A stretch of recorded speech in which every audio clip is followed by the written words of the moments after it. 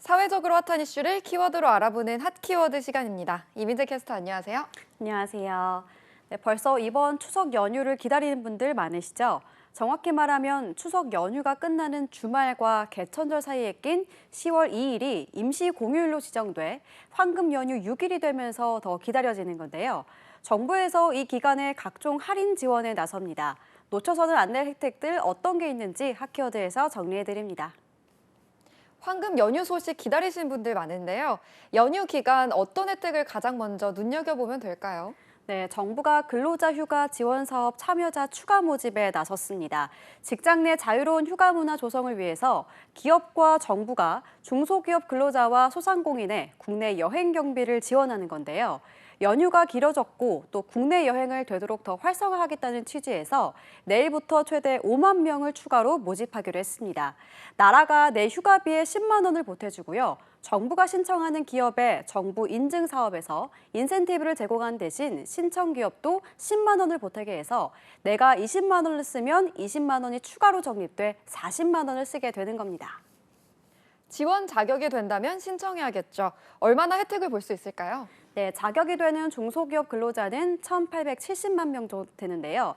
그중에 14만 명이 상반기 올해 이 돈을 받아갔으니까요. 당시에 선착순에 들지 못한 중소기업이라면 이번에 준비해서 접수해보면 좋겠습니다. 신청을 회사가 해야 합니다. 황금 연휴 때 여행을 떠날 때 큰 도움이 될 것 같은데요. 이 외에 또 어떤 지원책이 나왔나요? 네, 바로 숙박시설을 싸게 살 수 있는 쿠폰 60만 장을 뿌립니다. 할인 쿠폰은 숙박 플랫폼에서 예약 전 미리 내려받아 사용하면 되는데요. 할인 금액은 3만 원입니다. 또 이번 달 28일부터 10월 1일까지 나흘 동안은 통행료를 내지 않고 전국의 모든 고속도로를 달릴 수 있는 건 기본이고요. 지방자치단체와 공공기관의 주차장 개방에 여행 때 주차 부담도 덜어줍니다. 또 KTX와 SRT를 통한 역귀성과 가족 동반석은 요금도 할인받을 수 있는 대책을 내놨습니다. 어디론가 멀리 떠나지 못하는 분들을 위한 다른 할인책도 있을까요? 네, 있습니다. 다양한 즐길거리 할인이 있는데요. 추석 당일인 29일에는 최대 50% 할인된 가격에 프로야구 경기장에 입장할 수 있어서 부담을 줄였습니다. 또 전국에 있는 국립박물관이 준비한 민속놀이 체험을 하거나 경복궁과 조선왕릉 등을 무료로 둘러볼 수도 있습니다. 사실 무엇보다 부담이 되는 건 추석 장바구니 물가인데요. 풍성한 추석이 될 수 있을까요? 네, 맞습니다. 추석 장바구니 물가 부담을 낮추기 위해서 정부는 역대 최대 규모인 670억 원을 추석 할인 행세에 투입하기로 했습니다.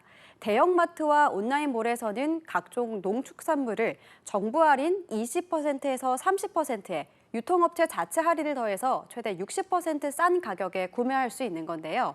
전통시장에서는 제로페이 앱을 통해서 최대 30% 싸게 모바일 상품권을 구매해서 사용할 수 있고요.